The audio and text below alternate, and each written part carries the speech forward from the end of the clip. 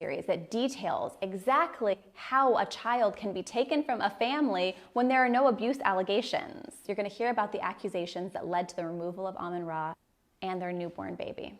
Is the opinion of one medical doctor or one hospital enough to have your child taken from you?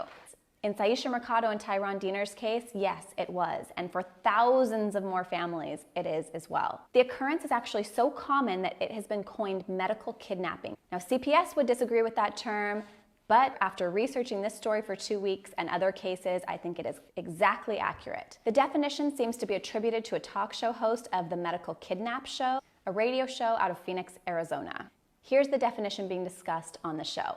We're defining medical kidnapping as a child is removed from the home or from the parents, because sometimes it's not in the home, it's in the hospital. It happens with newborn babies. And it happens where the parents don't want it and the children don't want it either.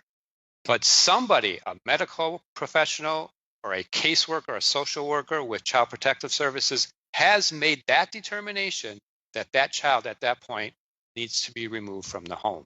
Now, we all agree there needs to be protection for children that are being brutalized inside of their homes. I talk about sexual abuse prevention and safe parenting all the time on my platform. But what I don't think we realize, I for sure didn't realize, is how frequently children are removed from loving homes under this broad umbrella of the word neglect. The latest federal child abuse data shows that in 2018, out of the 678,000 children that were determined to be victims of maltreatment, 60.8% of victims were neglected.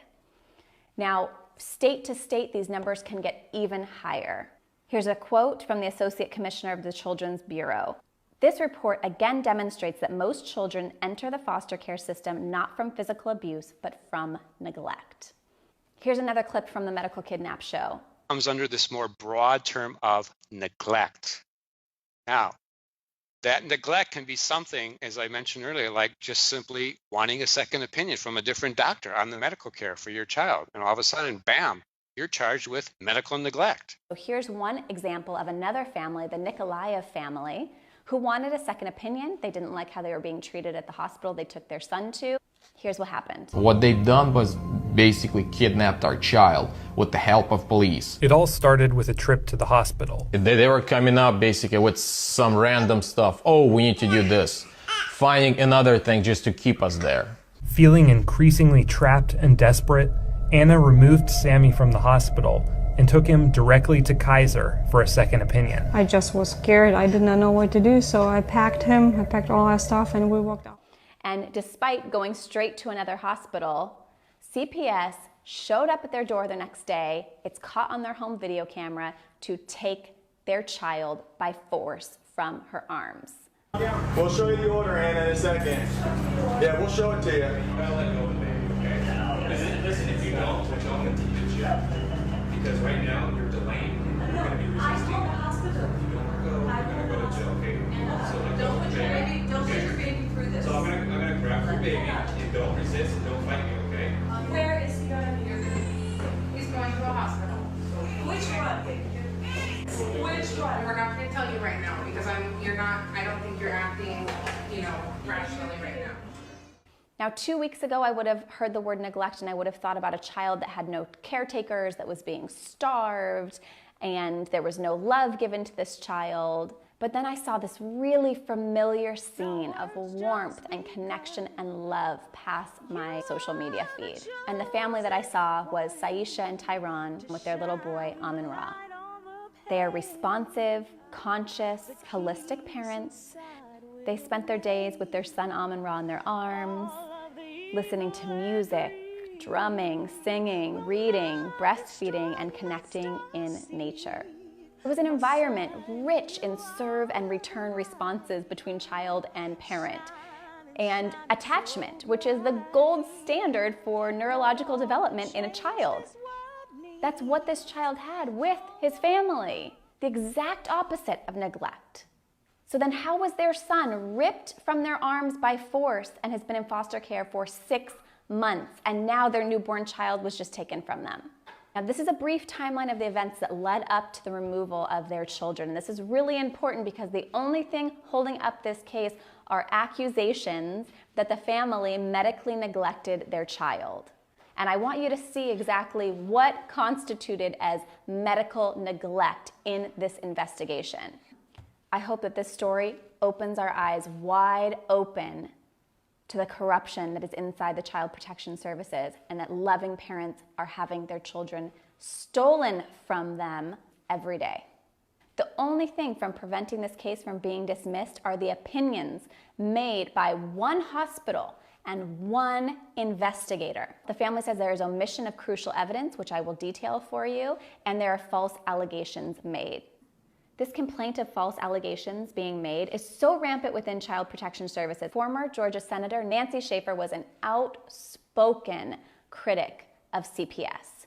In her senatorial report written in 2017 titled "The Corrupt Business of Child Protective Services," she writes, "I have come to the conclusion that caseworkers and social workers are oftentimes guilty of fraud.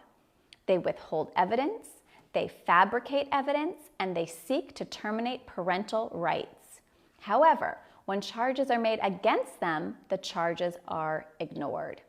So for example, in the case of Amin-Ra with his removal, one of those false allegations and the omission of evidence was the claim in the medical reports that he had never been seen by a medical doctor before. Now, this is absolutely false. I have read the entire legal report that supports the dismissal of this case. And the family's attorneys have provided all of the evidence that show every single time Amin-Ra was seen by a doctor. In fact, in the 30 days before she ended up at Johns Hopkins All Children's Hospital, Saisha had already sought out and seen 3 other healthcare professionals, 2 doctors and 1 lactation consultant, to try to get help with the weaning process that she was having difficulty with. 3 doctors before she went to the hospital, all within 30 days of this timeline. She brought the same concerns to all 3 of them that she saw. She said, "My breast milk supply is reducing. My son is reluctant to drink anything but breast milk, and I'm worried that he's not getting enough fluids. What can I do?" Let me highlight these dates that she saw them. January 30th, she went to the first doctor with the concerns I just stated. In the discharge statement, the doctor wrote, "Feared condition not demonstrated." They didn't mention failure to thrive. They said she's doing fine, see a lactation consultant, and keep doing what you're doing. 2 days later, on February 1st, she goes and sees a registered nurse and international board certified lactation consultant. Again, brings the same concerns. The lactation consultant gives her lots of ideas of ways that she can encourage Amin-Ra to drink other fluids, including an SNS pump, which is the supplemental nursing system, which is a little tube that would deliver fluid besides breast milk while the child is trying to get breast milk. Saisha purchased the pump and she tried it.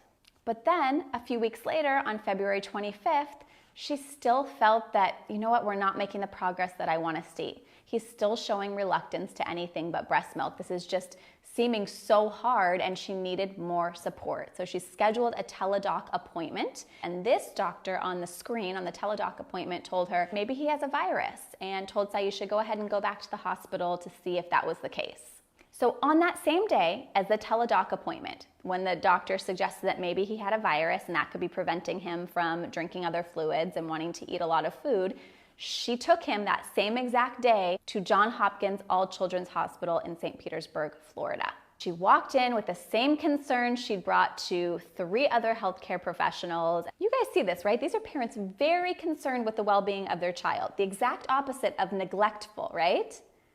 This mother came to this hospital for help, and her children were taken from her.